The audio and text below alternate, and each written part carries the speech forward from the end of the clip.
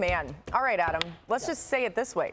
What is going on with the Cowboys? Well, there's a lot. Obviously, they suffered the big injuries and a big loss on Sunday. Dak Prescott hurts his hamstring and says it's unlike anything he's felt before. Jerry Jones today says that the Cowboys are likely to place him on injured reserve. So let's just go there for a moment and assume that they do place him on injured reserve, which I believe will wind up happening later this week. Well, Dak Prescott is out for 4 games minimum.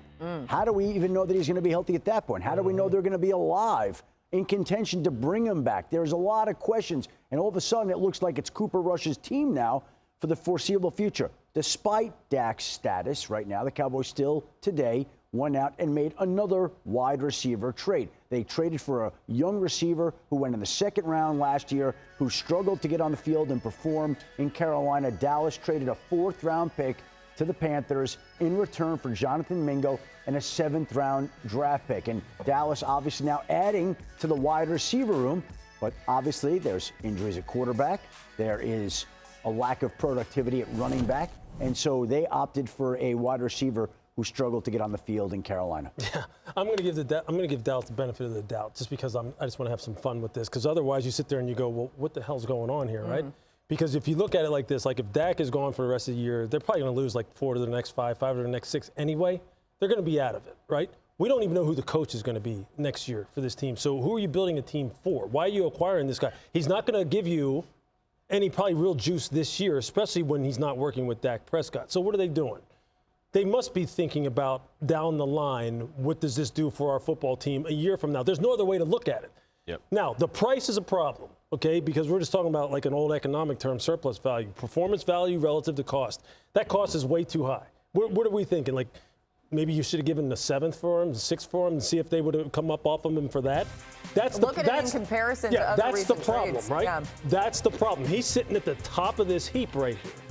So that's really where the hang-up comes. Look, I think, well, I would hope that all the decision makers from Jerry on down in Dallas understand what this year is and what this year is going to represent, and that they have bigger plans in mind. Because otherwise, look, at the trade deadline, typically teams are trying to make moves in order to boost their team that year, not for the next year. I don't know what they're doing in that regard. Let me just say this one thing before you guys go. They're getting a player that, number one, that they had a high draft grade on. That's what I'm saying. And number two, he is on a rookie contract. So for the next 2 years, where they are cash strapped, they get a wide receiver they like.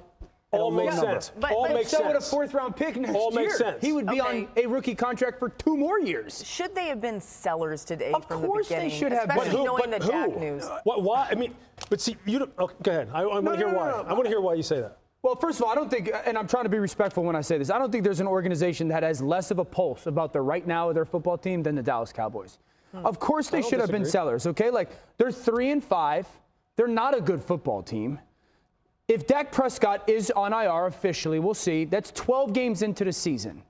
Bringing him back for the last 5 games is not going to make some massive playoff run, even if they went on a decent run over the next 4 weeks.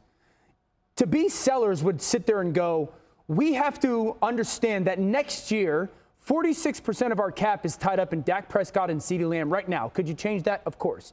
We're going to have to re-sign Micah Parsons. So that is only going to elevate that percentage to 3 guys specifically. So you have to sit there and go as an organization, how do we get back on track? Is it Micah Parsons that we, again, I think it's unlikely, do we entertain trading a Micah Parsons or DeMarcus Lawrence? Stop right there. What do you guys think about trading Micah Parsons? But see, they already knew what the salary cap ramifications were with signing Dak, signing CD, and planning for the future for Micah. But don't you think they had the expectations of winning this year? But it wasn't all or nothing. It can't be all or nothing. You can't do that. You can't go all or nothing. You're not going to give Dak Dak is untradeable. You can't get rid of him now. Right. You can't get rid of CD. They already knew, look, we're making our bed with these dudes, and we're going to have to build around it. The problem is the rest of the roster hasn't panned out. That's the problem. The problem is you better draft your rear end off. The problem is you better play in the mid-tier and lower-tier free agent market and hit 100 out of 100. So they're making it hard on themselves, but they also expect, hey, my $60 million quarterback is going to elevate the 4th and 5th round wide receiver, the mid-tier free agent.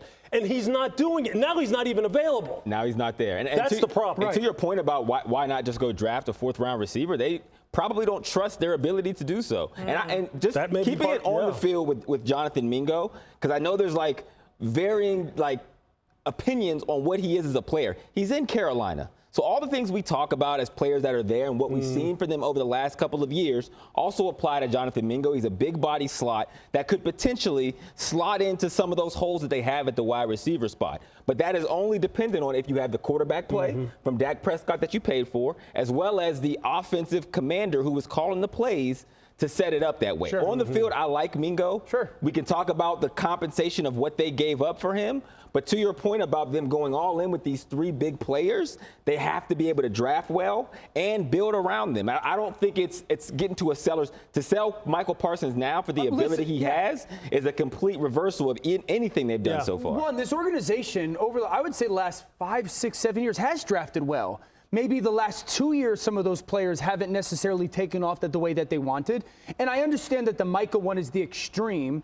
But again, for an organization that, in my opinion, has the wrong actual feel of who you are now and who you are have the potential to be next year, it's a phone call. Again, unlikely. But to sit here and say, like, Zach Martin isn't worth at least making a phone call for, or DeMarcus Lawrence, or a Brandon Cooks, who both of those guys at some point are going to come off IR, you're sitting there going, again, Hawk, Lewis, because of his background in the front office, has to matter a little bit more here. But at some point, you have to take the medicine of we aren't good this year. And the Dak injury should only expedite that thought process. So how do we take what we have now and use it to help us get better for 25 and 26? And they haven't done that. That's the problem with them, is they think that they're still going to be significantly improved next year. They won't be. Well, they may not be. But if they really wanted to really protect themselves against maybe this year, maybe we're not good at evaluating our own personnel, maybe we're not good at team building, maybe Mike McCarthy's not going to be here, then you know what they should have done? They should have let this year play out. They shouldn't have signed CD then. Maybe they shouldn't have signed Dak. Maybe they should have let it all play out and then assess it. And then you look, he was going to pay either way.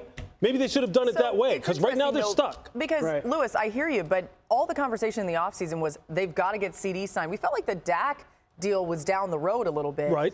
But imagine we live in a world where that didn't happen. I mean, it felt like with all the other wide receiver deals, Adam, that were going on, they had to get CD done. Well, to me, I'm not mad at it. To me, the time to do the Dak deal, CD was always going to be tough to do because there were other wide receiver deals getting Justin done. Jefferson, and he was going to wait. He was going to wait. Mm-hmm. You could have done the Dak deal last February, opened up your salary cap, and brought in some free agents. You could have given yourself additional. They opted not to do that. They waited until literally the day the season kicked off to finalize the Dak deal. When that deal should have been, I remember being at the Combine thinking they're going to get something done here this week so that when the new league year kicks off in mid-March, they have all this extra cap space to go pursue players and make deals and make the roster even better than it is today. And they didn't do that. And they just waited. And the longer they waited, the more the prices went up, the less flexibility they had.